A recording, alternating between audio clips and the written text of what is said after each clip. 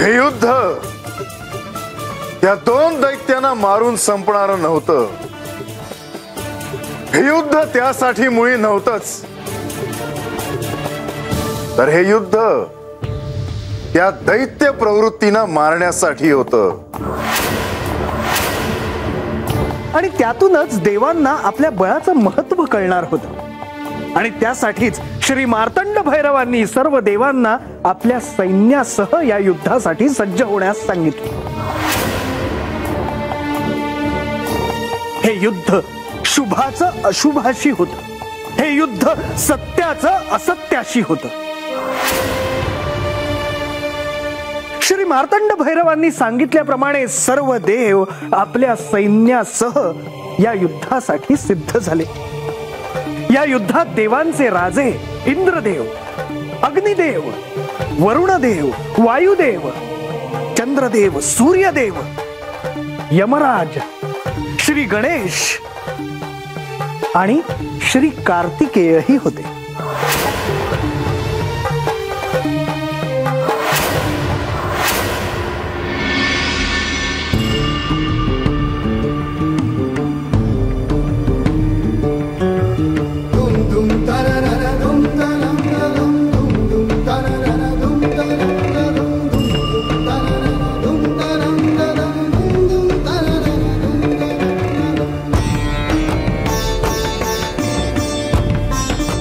कार्तिकेय,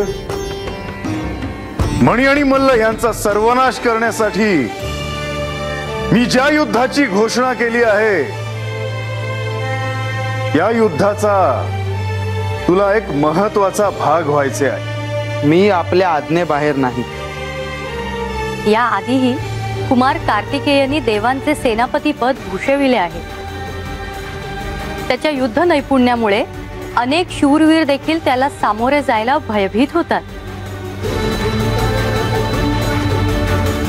बंधोचा सहभाग निश्चितच देवसेनेला विजय प्राप्त करून देईल. हे मार्तंड भैरवा, श्री कार्तिकेय यांच्या युद्ध कौशल्याची ख्याती त्रिखंडात पसरली आहे. साक्षात आपण त्यांना युद्धशास्त्रात पारंगत केले आहे. पिताश्री, माते, देवसेनेचे सेनापतीपद मला प्राप्त झाले आहे. माझे दायित्व मी जाणतो. मणी आणि मल्लांना शासन करण्यासाठी आता मीही आतुर झालो आहे. आपण ह्या युद्धाची सुरुवात कराल ही वार्ता दैत्यांना समजताच ते भयभीत होतील असे स्पष्ट दिसते आहे. होय, परंतु मणी आणि मल्ल यांच्या विरुद्ध घोषित केलेल्या युद्धाला प्रारंभ कार्तिकेय करणार नाही.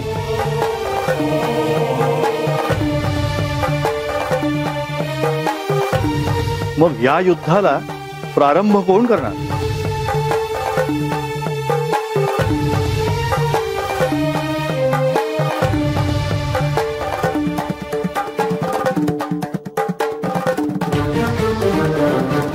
आपण कोणत्या विचारात आहात?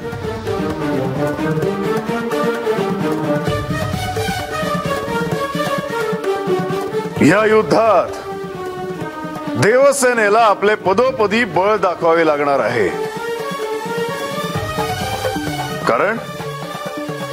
कारण दैत्यसेना ही तितकीच बलशाली आहे.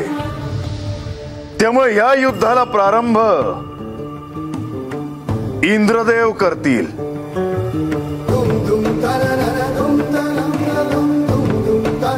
पिताश्री,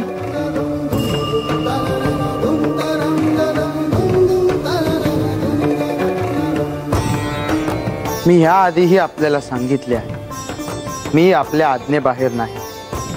आपण जो निर्णय घ्याल त्यात साऱ्या सृष्टीचे हित दडले आहे हे मी जाणतो.